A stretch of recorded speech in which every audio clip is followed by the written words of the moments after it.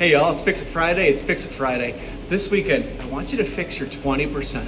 Fix your 20%. So we know that 80% of the impact comes from 20% of the effort, but sometimes I think we mess up our first 20%, our last 20%, and our next 20%. Let me give you a couple examples. When we are starting from zero, we think there's a magic bullet. We think we just have to find the 20%.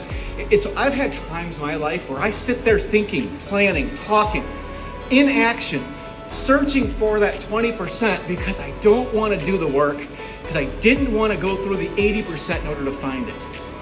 And I think sometimes we're at 80%. We've done 80% of the work, but we didn't see the result.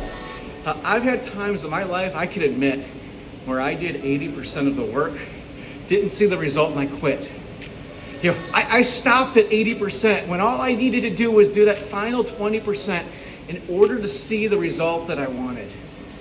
I think sometimes, we search for that first 20% thinking there's a silver bullet, or we stop at 80%, but when we get the result and we do 100% of the work and, we see that big impact, I think there's a tendency for us to want to keep repeating that 20%. Because we think we've solved it, we think we've figured out what it takes, and we forget that in order to get to the next level, we have to start over. You can't just keep doing that same 20%. You have to do the next 80% of the work to find the 20% that's going to get you to the next level. So here's the deal.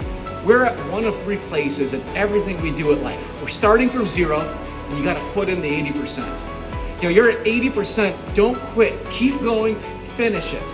Or we're at the top, but the top of our current level, we need to start over, and we need to put in the 80% of the work to find the 20 that's going to get us to the next level. Hey, have an awesome weekend and fix your 20%.